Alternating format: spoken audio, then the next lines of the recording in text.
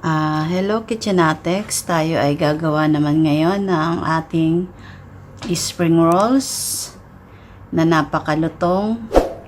Kahit 3 oras na siya ay malutong pa rin. Hindi katulad sa normal na ating spring rolls na after na lumamig na, kumukunat na siya. Papaano ko nga ba ginawa? Panoorin na lang po nyo para malaman nyo at marami tayong tips na ibinibigay doon. Always follow lang po sa ating channel and subscribes po. Okay, let's start.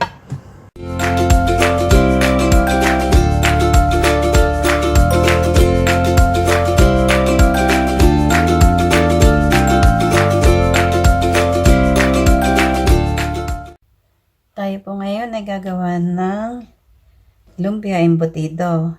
Bakit po ba tinawag nating lumpia embutido? Kasi babalutin na lang natin siya at ipa-fried. Hindi na natin siya i-steam. Babalot natin sa wrapper. Ang mga kailangan po nating ingredients, meron tayo ditong minced pork. Pwede naman tayong gumamit ng beef or chicken. Naglagay din ako dito ng konting ham. Ano ba tawag sa atin din? Basta ganito. Ham. Nilalagay ko rin sa embutido yan. Meron tayong carrots.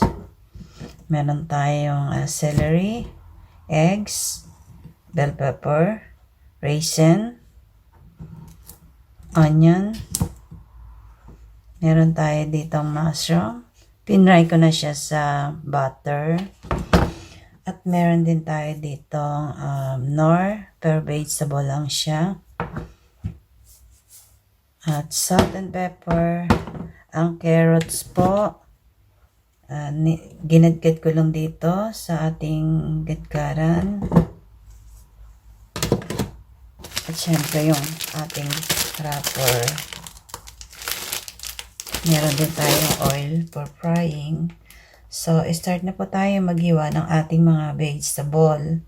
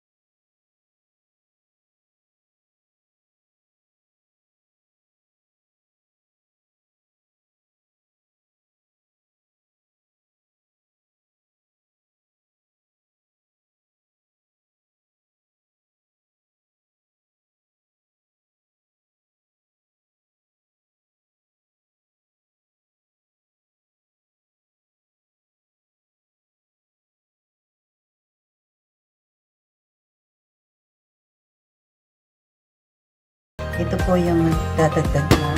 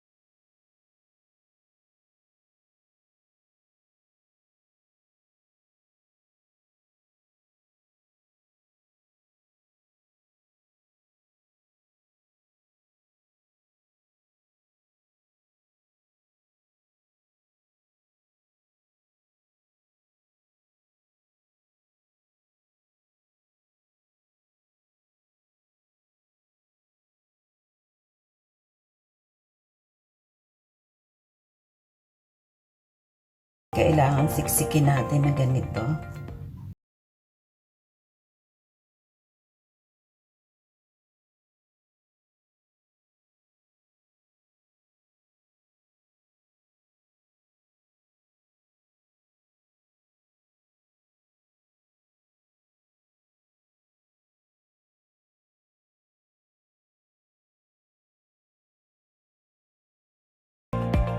So, we start to fry na po yung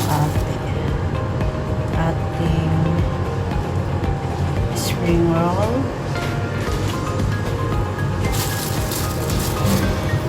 Low fire lang po natin siya ipa-fry.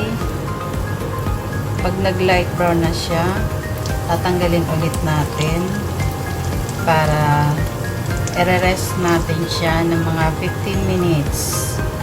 Kaya po natin ginaganon para hindi siya masusunog at saka light brown lang at saka yung niya, yung init niya hindi siya sobrang mainit, para dahan-dahan lang yung pagluto para sigurado natin na maluluto natin yung ating wrapper. Kasi kung tayo magmamadali po, hindi maluluto yung loob ng wrapper. Kaya, yun yung nagkukos ng makunat siya. At kaya naman tayo naglalagay ng oil para dito sa ating wrapper. Kasi hindi naman siya pumapasok lahat dun sa loob ng wrapper yung oil. So, yung oil na ginawa natin, yun yung parang nagpiprito na rin dun sa loob ng wrapper. Pag nag-brown na siya ng konti, tatanggalin na natin at i-rest natin siya ng mga 15 minutes. Kaya mas maganda nga ito yung ganito, kasi halimbawa may mga bisita kayo na darating, inaprito nyo na ito ng unang prito. Halimbawa naprito nyo na ng unang prito, tapos malapit na dumating yung bisita nyo o dumating na, madali na siya iprito sa high heat naman. High heat siya. Yun lang po yung sekreto para maging malutong ang ating spring rolls. Lumpia. Embutido lumpia. At saka kaya dahan-dahan din natin siyang i-fry kasi hindi natin ginisa yung karne.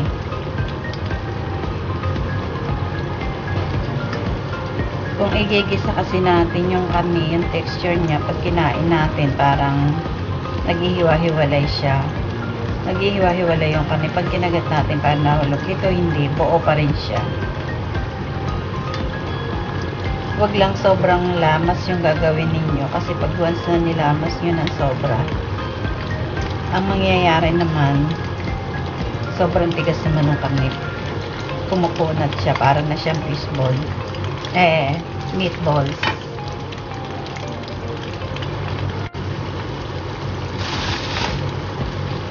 So ito, nagbabrown na siya. Tatanggalin na natin para mamaya uli pagprito ulit natin sa high heat naman natin ilalagay. Huwag po tayo magmadali. Patience lang talaga yung kailangan natin para makuha natin yung lutong. Kahit po 2 oras na siya sa labas, malutong pa rin.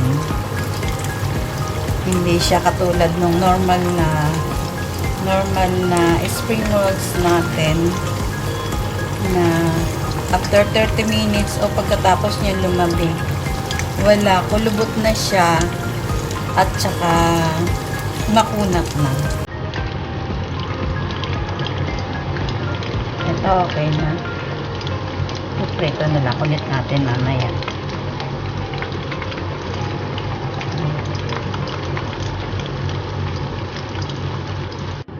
After nating ma-rest ng 15 minutes, ipa-fry na ulit natin siya. Huwag naman yung sobrang talagang yung apoy mo ay sobrang lakas. Yung tama lang. Iaano ulit natin siya, ipa-fry ulit natin siya.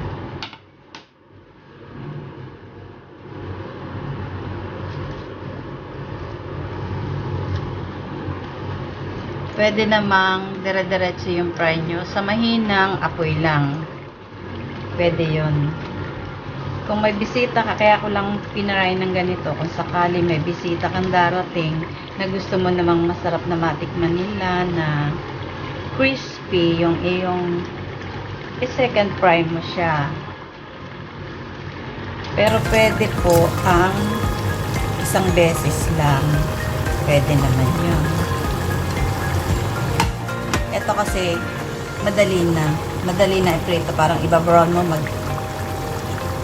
iinit mo na lang siya. Oh. Okay na siya.